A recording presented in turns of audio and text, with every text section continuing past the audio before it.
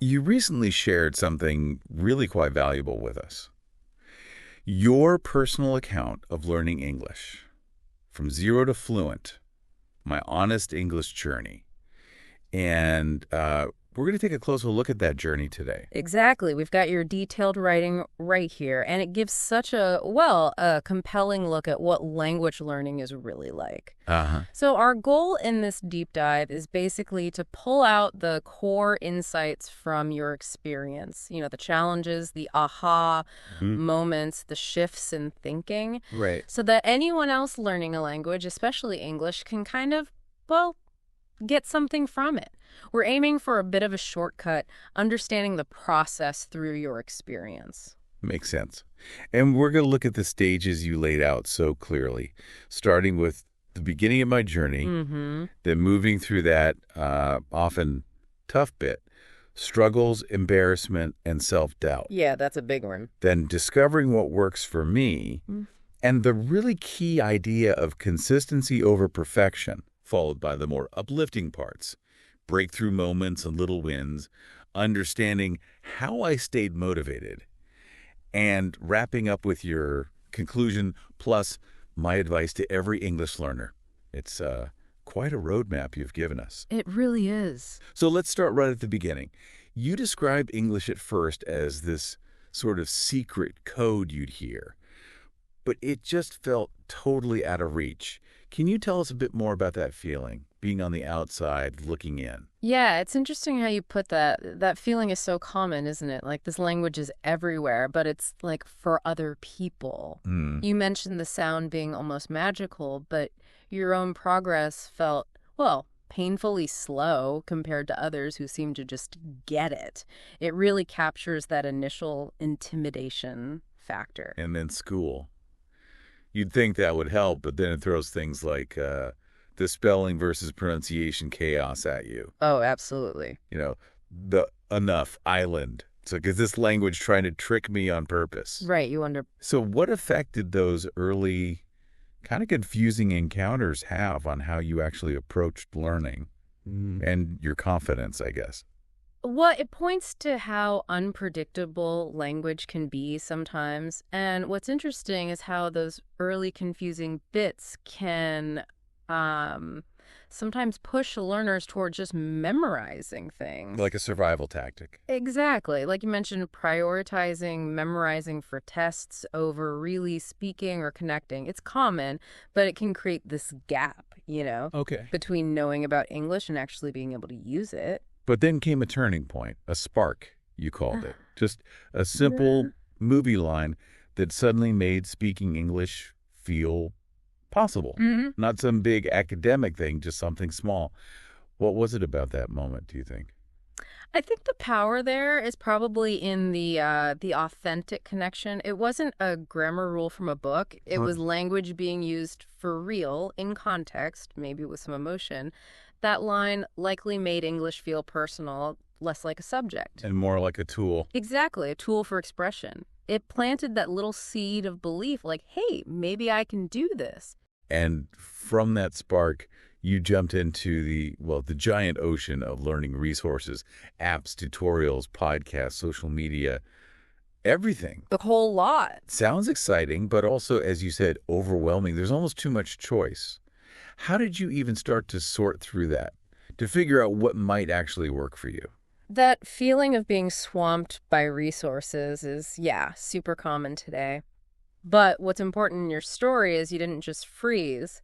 Your experience really highlights trying things out, experimenting, but also, needing to stick with something long enough to see if it actually helps, not just jumping around constantly. And then you describe this really fundamental shift, accepting that being a beginner, making mistakes, it's not just okay, it's actually like necessary for getting better. Absolutely. It feels backwards, doesn't it? That letting go of the need to be perfect is what actually lets you move forward. Yeah. How did that mental shift happen? What difference did it make? It's completely foundational, that shift. The fear of making mistakes holds so many people back. Right. By kind of embracing the idea that errors are just part of the deal, maybe even helpful, you basically gave yourself permission to just try, to engage with the language actively. And that active engagement, as you found, is what leads to real progress. It's choosing communication over, perfect grammar, especially at the start. And following that shift, you started building those really important daily habits, writing, journaling, shadowing, talking to yourself. Just small things. Yeah, even knowing errors would happen, but the consistency was the key thing. What were some of the tangible results you noticed from doing those small things regularly? Those consistent habits are really where the progress starts to stick, Writing, even if it's not perfect, helps lock in vocabulary and grammar. Okay. Journaling makes it personal. Shadowing is great for pronunciation, the rhythm of the language. And self-talk, that's your low-pressure practice zone. Builds confidence without an audience. Exactly. And the build-up effect of those small, regular actions is just huge over time. And you came to this really core insight that your mindset, getting over the fear, believing you could learn, was actually the hardest part. Yeah. Not grammar rules or vocab lists, but the internal stuff. Why do you think that internal battle is often the biggest hurdle? Well, because learning a language makes you feel vulnerable, doesn't it? Does. You have to put yourself out there, maybe not understand things, make mistakes in public, risk being misunderstood. Yeah, it's disclosing. Right. And that can trigger all sorts of anxieties about being judged or feeling inadequate. So pushing past that internal resistance, that self-doubt, that often takes more conscious effort than learning the actual words or rules. Believing you can do it fuels the perseverance you need. Okay, so you've got the initial spark, you're starting to learn. Mm-hmm. But like you said, it wasn't all plain sailing. You hit that wall. The wall. Yeah. That post-motivation wall, made of grammar worries, fear of speaking, self-doubt. Sounds incredibly common. What did that feel like for you? What parts of learning contributed to feeling stuck? That wall often shows up when the honeymoon period wears off, right? Right. And the tougher parts become more obvious. Grammar seems like this huge mountain. The fear of messing up in a real conversation feels more real. Uh-huh. And the self-doubt creeps in when progress feels slow. It's that point where the initial fun fades and you realize, oh, this actually takes sustained effort. Lots of people get discouraged there. And you mentioned a specific, pretty rough early experience trying to speak with a native speaker. Feeling broken, awkward, slow, misunderstood. Oh, that was tough. And it nearly made you want to just quit. That kind of interaction can really knock you down. Yeah. How did you manage to bounce back from that, to reframe it? That really shows how emotional this process is, doesn't it? Feeling misunderstood is just so frustrating. Yeah. And it can feed those negative thoughts about yourself. The key, I think, was the reframing you eventually managed. Instead of seeing it as, I'm just bad at this. Right. You learn to see it as feedback. Like, okay, this conversation showed me where I need to focus. That shift from I can't to this is a challenge I can learn from. That's vital for resilience. And those embarrassing moments, they didn't stop there, did they? Misunderstanding jokes, grammar slip-ups in messages, saying the wrong word. Oh, constantly. It's a part of the territory. You mentioned the tricky sound specifically, tree versus three, or saying thank you instead of thank you. So subtle, but so hard. How did you start to handle those moments? And what did you do practically, say, for pronunciation? You're right. Those moments feel almost inevitable. The big shift is how you react inside. Instead of just cringing and dwelling on the embarrassment, you started seeing them as like little data points. Each mistake, each correction was information. Okay, like clues. Yeah. Clues about where to improve.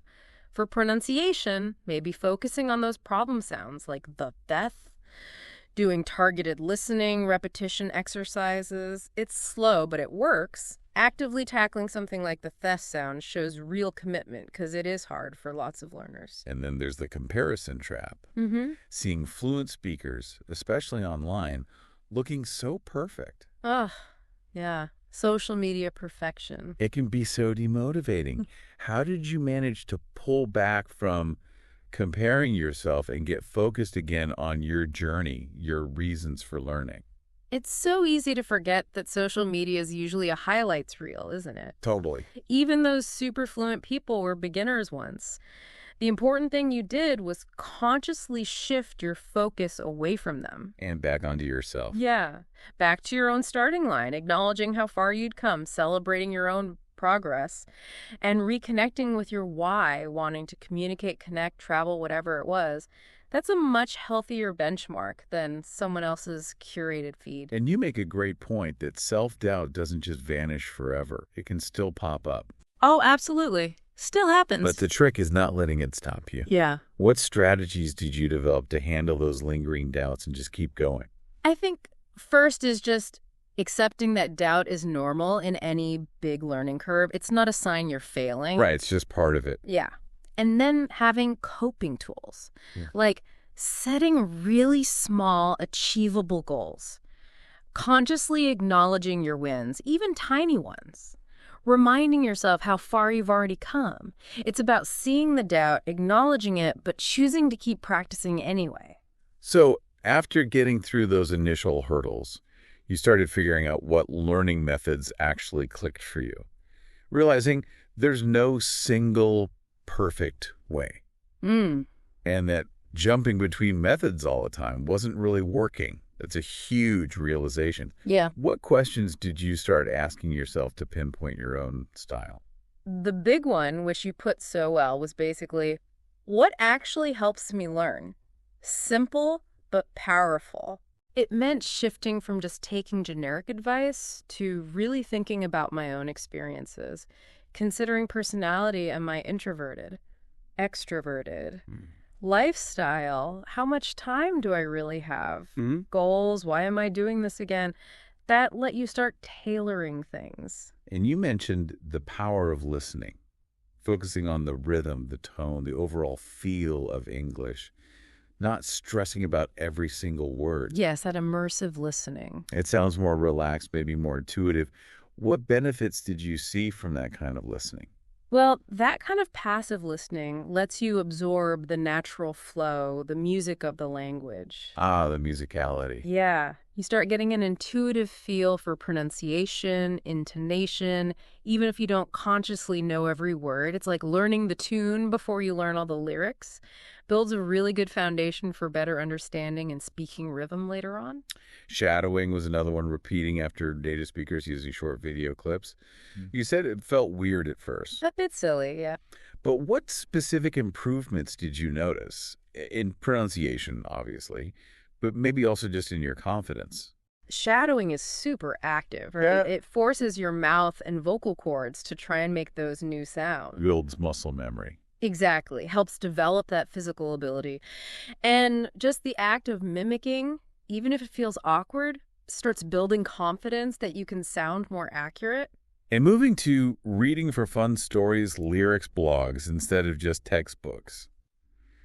And focusing on the gist, not getting stuck on every unknown word. Much more sustainable. Sounds way more enjoyable. What were the main advantages you found with that? Well, reading stuff, you actually, creates a better vibe with the language, doesn't it? Definitely. You're more motivated to keep going, even if you hit words you don't know. And learning words in context is so much better for actually remembering them than just memorizing lists. You see how they're really used. Then there's the creative speaking practice you talked about, talking to yourself, narrating your actions, telling stories in your head, recording voice notes. The solo sessions. Yeah, a low-stakes way to practice. What did you get out of doing that? It's just a safe space, isn't it? No judgment. Talking to yourself helps you practice thinking directly in English. And you quickly spot where your gaps are, vocabulary or grammar-wise. Recording yourself gives you that objective feedback on how you actually sound. You can track your progress.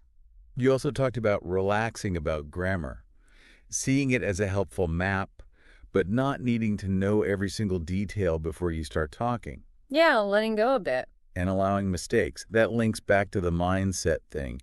How did you find that balance between Understanding the basics and just letting yourself speak. The map analogy is really good. You need the main roads, right? Basic grammar structure. But you don't need to know every tiny lane to start your journey. Makes sense. By focusing on just communicating and accepting errors will happen, you avoid that perfectionism trap. It keeps you practicing, keeps the momentum going. And setting small, personal, achievable goals instead of just become fluent, which is huge and kind of vague. Totally overwhelming. That seems like a really smart way to stay motivated and feel like you're actually getting somewhere. Can you give some examples of those smaller goals? Sure, like maybe aiming to learn 5 new words this week. Or watch one short English video and try to summarize it to yourself. Okay. Or even just have a 2-minute conversation with yourself in English each day. They feel doable, right? Yeah, manageable. And when you hit them, you get that little buzz of accomplishment. That fuels you for the next small step. And all those small wins add up big time. And finally, weaving English into daily life. Changing your phone language. Following English content. Joining online groups. Creating that immersion bubble. Right. What kind of difference did that constant low-key exposure make? It just creates this more natural learning vibe. You're constantly seeing and hearing English without always feeling like you're studying. It just becomes normal. Yeah, exactly. It reinforces things subconsciously. Vocabulary structures, even cultural bits. It makes the language feel less other and more a part of your world. Okay, so you figured out what works for you. Then you stress that consistency is the absolute key. More important than talent, even. Absolutely critical. You mentioned that common cycle. Massive effort, then burnout, then feeling like you have to start all over again.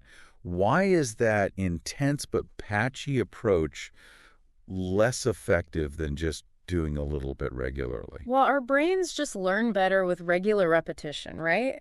Building patterns. Those huge, intense study sessions can actually lead to overload. It's hard to process and remember it all, leads straight to burnout. Right. But consistent, shorter practice lets your brain absorb things more gradually, more sustainably. It strengthens those neural pathways over time. It's about building a habit, not just running sprints. And you made that switch doing a little bit every day, even just 5 minutes sometimes. It doesn't sound like much, but you said the brain prefers that regularity over pressure. How did you build those mini routines? What made them stick? Often it's about linking it to something you already do. Like habit stacking. Exactly. Listen to a podcast on your commute. Read an article with your morning coffee. Make it part of the existing schedule. Less friction that way. Yeah. And tracking it, even just ticking a box on a calendar, gives you that visual proof you're doing it. Reinforces the habit. And the idea that aiming for perfection actually gets in the way of consistency. That's so true. The fear of not being good enough stops you from even starting. It's a major block. How did you manage to give yourself permission to mess up and just prioritize showing up over being flawless? It goes back to that mindset shift again, doesn't it? Seeing mistakes as learning, not failing. When you shift your goal from be perfect, which is impossible, to simply practice consistently, you take off so much pressure. That pressure is what often leads to putting things off. Giving yourself permission to be imperfect is what allows you to be consistent. You also talked about quiet progress. Yeah. Those small improvements you might not even notice day to day. Yeah, the subtle shifts. That sounds really encouraging for people who feel stuck. What were some examples of that quiet progress you noticed in your journey? Maybe suddenly understanding a phrase without translating it in your head. Okay. Or recognizing a word you saw before, even if you can't quite define it yet. Or just feeling a tiny bit less hesitant when you have to speak. Little things. Yeah, they seem small alone, but they add up. They're proof that things are happening under the surface. And the advice to start small, build from there, even on tired or busy days. That's just so practical. It fights that all or nothing thinking. Totally. Lower the bar for entry on tough days. Just do something. It keeps the engine running, you know? Yeah. prevents those long breaks that make you feel like you're sliding backwards. It's about making English a sustainable part of life. So after all that consistent work, you started having those breakthrough moments and little wins. You said the first big one was actually thinking in English naturally, without translating. Yeah, that was a moment. That must have felt huge. What was that like? And what do you think led to that shift? It is a real turning point, yeah, because it means the language patterns are getting deeper in your brain. Right, internalize. Yeah. Your brain isn't just swapping words anymore, it's actually processing ideas in English. It probably happens gradually from all that consistent exposure and practice until one day you just notice it. And you stressed that these breakthroughs are often small, maybe even feel ordinary at the time, but they're significant internally. We need to notice them. Definitely. Don't dismiss the small stuff. What are some other examples of those little wins that might seem minor but really show progress? Maybe getting a joke in English for the first time. Oh, yeah. That's a good one. Or feeling confident ordering food, asking for directions without prepping it nervously for ages. Just following a conversation without constantly having to say, whoa, right? Yeah. Or feeling a bit less anxious when you open your mouth to speak. They seem small, but they're real evidence you're getting better. Celebrate them. And you had that realization that real success isn't just about certificates or grades. It's about using English to actually live your life. Yes. That shifts everything. Moving the goalposts from exams to actual communication and connection. Why is that distinction so important for staying motivated, do you think? Because it connects learning to your actual life, your desires. Makes it meaningful. Right. When you focus on using English to connect with people, enjoy movies, read books you love, travel, the learning becomes way more meaningful than just studying for some abstract test. You see English as something that actually makes your life richer right now. You gave more examples to understanding sarcasm, Tricky. laughing at online comments, being understood when you ask for help. And this is a big one, actually believing people when they compliment your English. Yeah, accepting the compliment. These all point to growing confidence and the language becoming more integrated, right? Absolutely. They show the language is becoming more natural, more intuitive. Understanding nuances like sarcasm shows deeper cultural grasp. Believing compliments means your self-belief is catching up with your skills. These positive experiences just fuel you to keep going. And the idea of actually writing down these little wins Simple but effective. to look back on when you feel discouraged, that's such a fantastic practical tip, a tangible record of progress. Exactly. When you hit a rough patch, looking at that list, wow, I did manage to do that, can be a powerful reminder that you are moving forward. It shifts your focus from what you can't do yet to all the things you've already achieved. Okay, let's move on to motivation. Crucial topic. You acknowledged it goes up and down, totally normal. It's never constant, is it? No. But you shared some really effective strategies. First, connecting English to your personal life using your favorite songs was the example. How does linking it to passions help keep the fire burning long term? Well, when you tie learning to something you already love, like music, it stops feeling like a chore. Right, it's fun. Yeah, it becomes enjoyable, engaging. You're learning in a context that means something to you personally, that taps into your intrinsic motivation, which is way more powerful and lasting than just feeling like you should study. Finding relatable role models was another strategy. Other learners, not just seemingly perfect speakers. So important for hope. Seeing someone who's been through similar struggles and made it, that's inspiring, isn't it? Totally. It makes fluency feel less like some impossible dream and more like something achievable, even if the path isn't straight. It shows you progress is possible, and it builds a sense of community, too, like you're not alone in this. Setting clear emotional goals. Not just learn English, but connect with people. Read this specific book, Travel Freely. giving yourself a deeper why. That emotional connection is your anchor. It's the reason why you're putting in the effort. When motivation dips, you remember that deeper purpose. It turns learning from a task into a way to achieve something personally important, something that enriches your life. Celebrating the small wins again, giving yourself little pats on the back, acknowledging understanding. Reinforcing the positive. Yeah, recognizing your efforts builds momentum, doesn't it? Absolutely crucial. It creates a positive feedback loop. I did that small thing. It felt good. I can do the next small thing.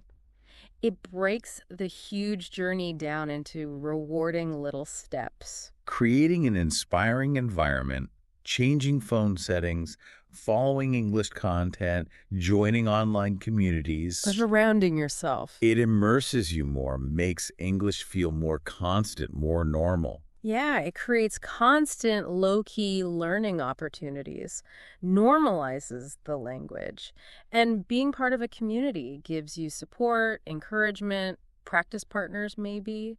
It all helps. And the strategy of teaching what you've learned, explaining things to other learners. Solidifies your own knowledge. Right. It forces you to understand it on a deeper level, doesn't it?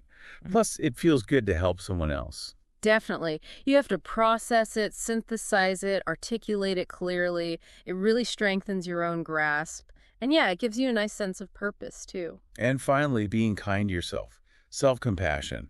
Treating setbacks with patience, not beating yourself up. So important. Essential, really. Fosters a healthier learning vibe, right? Treating yourself like you treat a friend who is struggling. Exactly. Language learning is hard. There will be frustrating times. Being kind to yourself during those moments helps you stay positive and stops discouragement from completely derailing you. So, wrapping up your account, you framed learning as this ongoing journey with different seasons, reflecting on that huge personal change from zero English to expressing yourself, and stressing that it came from persistence, consistent effort, not magic or talent. Yeah, no secrets, just showing up. And then you offered your core advice. Let's quickly run through those points for our listener. First, be patient. Why is patience so fundamental? Because it's a marathon, not a sprint. Language learning takes time. Progress isn't always linear. Impatience just breeds frustration and makes you want to quit. Knowing it's long-term helps you stick with it. Second, make English part of daily life. We've covered this, but what's the essential message? Just weave it into your normal routine. Don't keep it separate in a study box. Let it be everywhere, naturally. It reinforces learning constantly. Third, speak even when uncomfortable. That's a tough one. Why push through that discomfort? Because speaking is where the rubber meets the road. It builds fluency and confidence. Actively using the language, even awkwardly, shows you where the gaps are and cements what you know. Avoiding it just limits your growth massively. Fourth, don't fear mistakes.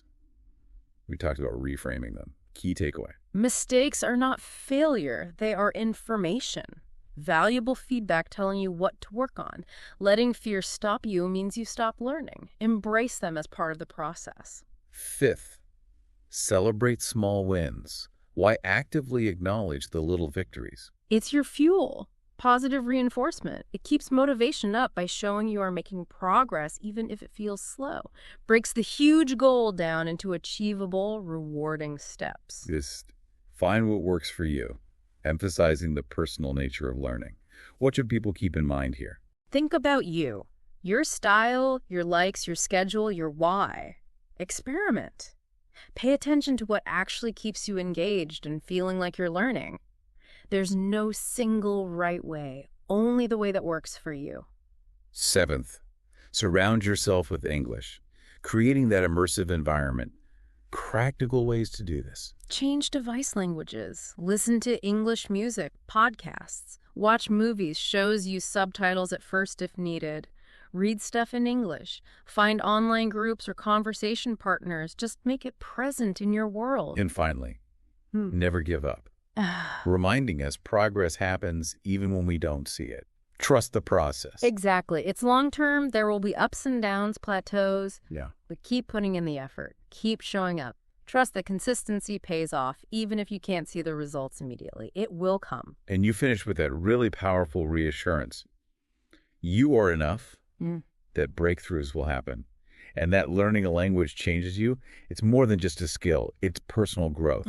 Yeah, it really is. It's not just about words. It's about expanding your world, connecting differently, believing in yourself that you can do it is such a crucial part of that whole transformation. So just to quickly recap the incredibly valuable takeaways from your journey. Mindset is huge. Embrace mistakes. Find your methods. Prioritize consistency over perfection. Notice and celebrate every little win. And keep nurturing that motivation, your personal why. That's it in a nutshell. Your experience offers such a relatable and helpful view for you, our listener, someone looking to learn effectively, wanting those insights without getting bogged down.